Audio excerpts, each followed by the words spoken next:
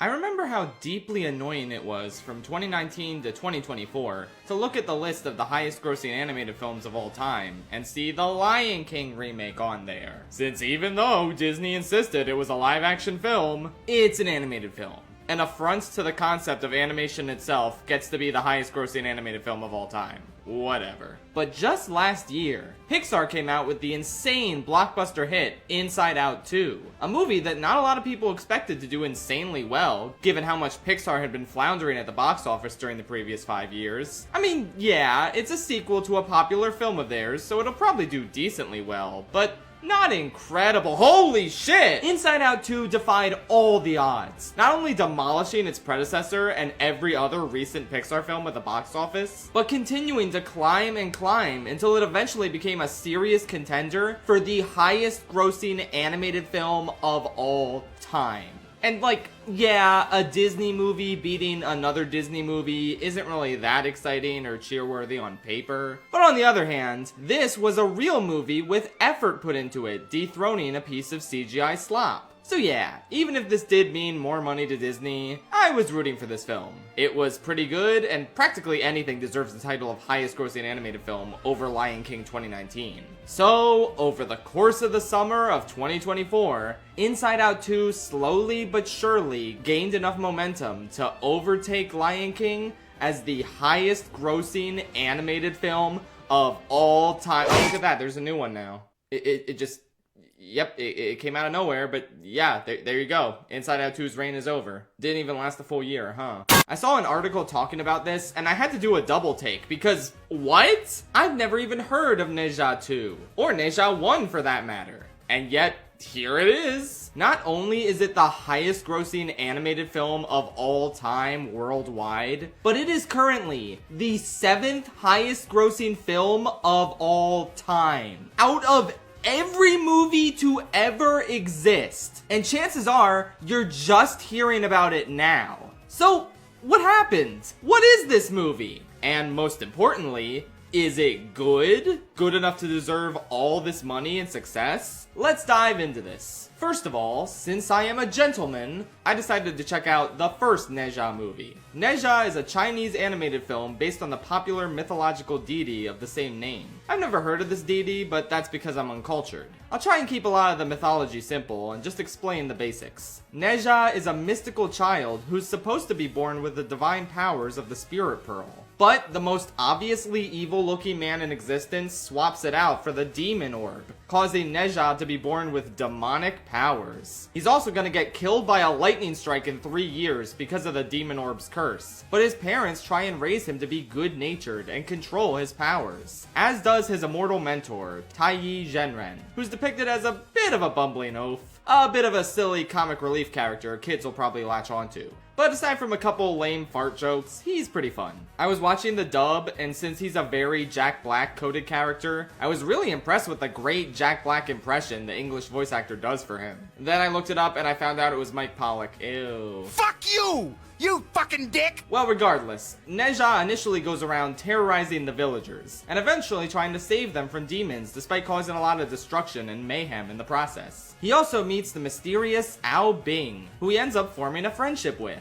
A bit too rapidly, I might add. They beat one demon together, kick a shuttlecock back and forth, and then the movie kind of treats them like they're best friends. But it turns out he's actually the Dragon Prince who's meant to serve his own kind and turn against Ne Zha. But he doesn't want to, oh no! It's a good story on paper, but like I said, it's a little underwritten. Not only the friendship those two are supposed to have, but the villains manipulating Ao Bing. I feel like they really could have benefited from another draft of this script. A lot of characters and concepts are also breezed by pretty quickly and don't feel that well paced. Maybe it's because Chinese audiences would be inherently familiar with a lot of these things, I don't know. But I feel like with a kids movie, you might be introducing these things to kids for the first time. So I don't know how some scenes benefit from going by quickly and not giving proper introduction to some of these elements. With that said, it's still an engaging watch because I just really like this kid. I feel like it was so easy for him to turn out to be an annoying little shit. but he's pretty fun to follow, and I really wanted to see him prove to everyone that he was good deep down. I didn't blame him for being destructive or malicious. I mean, he's just a kid. I like his relationship with his mom, he has good chemistry with the not Jack Black mentor guy, and while I could have developed his friendship with Ao Bing more, I got a little choked up when they said the other one was their only friend. It's pretty sweet. Oh, and I haven't even mentioned the best part yet. The fight scenes. These are great. Not only exciting, but also inventive and often funny. There's a scene where he has to avoid this demon spit that turns you to stone, and Ao Bing has already been petrified. So Nezha just uses him as a human shield since he isn't gonna get more petrified. Then he whacks the demon with Ao Bing's body. Come on, that's some great stuff. The final fight gets really inventive, especially when they go inside this magic scroll universe and fight to try and get the paintbrush that can get them out of there. Then they all get frozen together and go through this crazy pinball-like ride. Oh man, is it fun. The ending is admittedly a little abrupt, but I guess it leads right into the sequel, and it's a decently fulfilling way for this one to stop. So yeah, overall I could say that Nezha is a really fun film. It feels like China's attempt to make a mainstream American animated film. And while that does come with a lot of the same pitfalls, like some subpar kiddie humor, and the animation looking a little bit generic and uninspired in anything that's not a fight scene, I'd say this was a very good effort on their part. It's a pretty good movie, and if you want to watch it, it's available for free on YouTube, at least in America, so you might as well check it out. But that was all a waste of time because this isn't the highest grossing animated movie of all time. The sequel is. So now I'm gonna go to the theater and check it out. 3 hours later.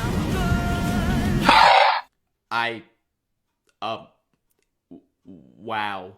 I'm actually speechless. Nezha 2 is one of the greatest animated sequels I've ever seen. Completely demolishing the first film in practically every way quality-wise, while also perfectly building off and offering a ton of respect to it. It feels like a natural continuation where every character is consistent with how they were in the first one, and yet they also feel a lot richer and more fully realized. Nezha and Ao Bing had to share a body for a while in this one, and we get a ton of fun moments with that, but also heartfelt and devastating scenes between the two. There's a really strong central theme of Nezha suppressing his demonic self, and letting Ao Bing not only take over in fights, but in a moment that should be emotionally fulfilling for Nezha. He doesn't even trust himself to be himself in that moment. That's heartbreaking. It all feels consistent with how he was in the first film, without feeling like any of his growth was walked back on. It's a great yes and to his character in the original. Every other character, both new and old, is pretty strong. They introduce new villains who serve as a much more dramatically compelling threat, while also making the first movie's villains into way more fascinating characters. You know that one obviously evil looking guy from the first film? Shen Gongbao, the rather underwritten and underwhelming central antagonist, who didn't really leave much of a positive impression on me. Yeah, he's like maybe the best character in this one somehow. You get a much clearer picture of him and why he felt like he had to do what he did in the past. He's so damn interesting in this. But man, it is so hard to fully talk about why without getting into spoilers. I really don't want to spoil anything here. But I will say, there's this one moment in the film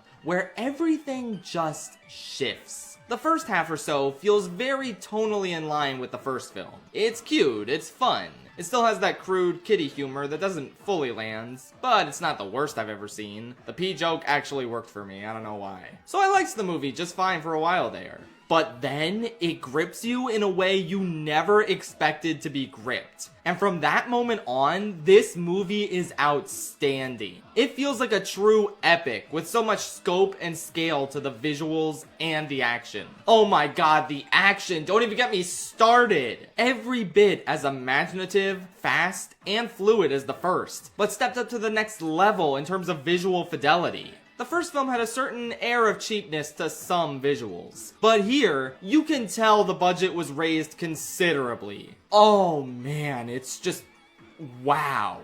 We don't get animated movies at this sheer scale here in America. Like, we get great ones, amazing ones that I admittedly do like better than this film. But I can't think of anything that matches the scope of this film's tremendous and gigantic final battle. maybe Across the Spider-Verse, but even then, I don't think the chase scene with all the Spider-Men quite compares to just how many people there are doing battle at the end of this one. It feels most comparable to Lord of the Rings. Just an outstanding cinematic achievement operating at such an enormous level that needs to be seen to be believed. I like Inside Out 2, but you have to admit, it's a weird film to hold the title of highest grossing animated film. Like, it's a great continuation to the first film, but doesn't really do too much that the first film, or really most Pixar films, didn't. Ne Zha 2, on the other hand, deserves the title and then some.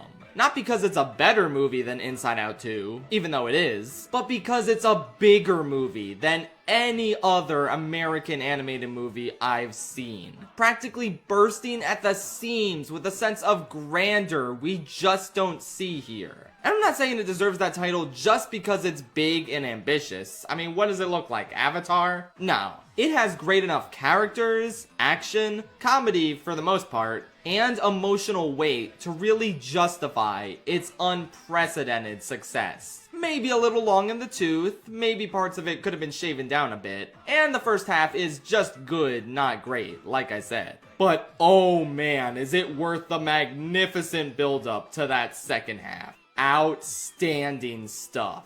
Okay, I really need to talk about spoilers now. So I'm just gonna give you the score. 9 out of 10. Go see it. Watch the first film for free on YouTube, and then check this one out on the big screen if you can. Spoiler time. 3, 2, 1, panda eyes. Okay, we need to talk about the village getting burnt down. Oh my god. I was just sitting there in utter shock looking at the charred corpses of the goofy side characters from the first film. Like, what? This film actually went there? I knew his parents were still alive. There's no way they would just kill them off screen, and that's fine. But oh my god, they did not walk back on every other side character's demise. That little girl he befriended in the first movie burned to death. See, these are the sort of stakes and dramatic turns that really hook you into a story. They aren't done for shock value. They're done to make you buy Ne Zha's rage and take the villain seriously as a threat. It was unbelievably effective, and I can't think of anything from any mainstream Western animated movie that compares. Like, even in Mulan, when they arrive at the burnt village. I mean, we didn't know any of those people, aside from that one brief scene with Sean's dad.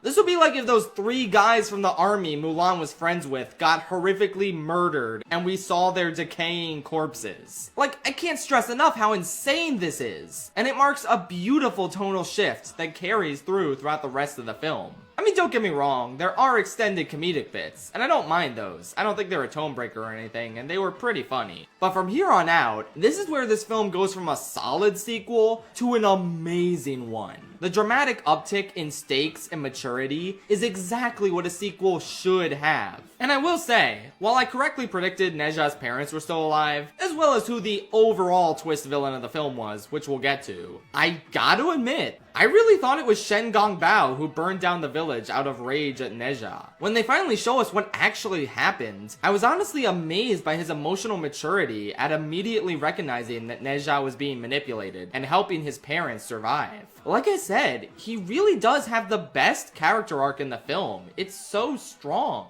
Okay, but we need to talk about the villain though. I was kind of astounded at how good he was. I mean, you look at his design and it's like, wow, goofy big brain guy, that's so intimidating, wow. He's also a very easy villain to suss out. Like, you immediately get that something's wrong with this whole heavenly dimension. And that feeling is present even when Ne Zha does the first challenge. Sure, these guys are bandits, but this feels a little odd for Ne Zha to be taking them down on behalf of these heavenly beings. And then the alarm bells really start to go off in the second challenge. The thing is though, I think the twist works really well because the movie is not trying to obfuscate it. They naturally show off how callous and evil this guy is, as well as how the marginalized classes willingly bend a knee to him in order to gain favor. Like when Gongbao's father tells his students to willingly submit to the heavenly beings in the hope of being reformed by them. I mean, after this insane battle they just had, that's a level of blind devotion that deeply disturbs and terrifies me. It's like when people get their fingers stuck in a Cybertruck because it's an unsafe piece of shit car, and they're like, to be clear, I love my Cybertruck. This is my fault. And revealing that Big Brain Guy was behind Chentang Pass getting destroyed as a way of manipulating Neja to do his bidding. Oh man, was that diabolical. I genuinely wasn't expecting that. On top of that, despite his goofy design, he is legitimately very intimidating in the second half of this film. And that's another great thing. He gets a ton of time to be evil and establish his villainous characterization.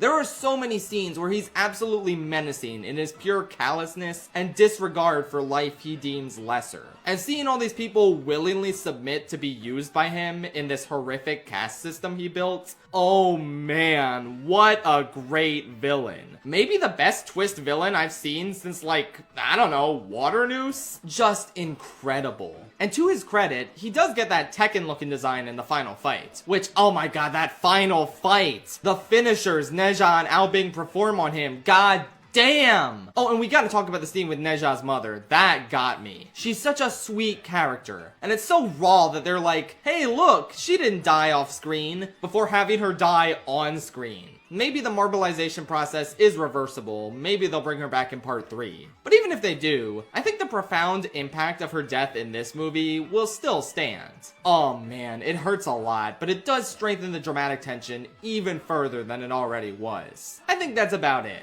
I'm just so unbelievably hyped for Neja 3, even though it'll most likely take another 5 years to come out. Fair enough, I guess. But man, I'm on the edge of my seat, dying to see how they'll resolve this. Do you guys think this is gonna come out before or after the third Spider-Verse movie? Leave your guesses in the comments below. Please check out these movies. Again, the first one is free on YouTube, so like, what are you doing, idiot? Go watch it. And even if you think it's just okay, give the second one a shot, because oh my god, does it up the ante on everything. Alright, that's it for real. Good night, Chentang Pass.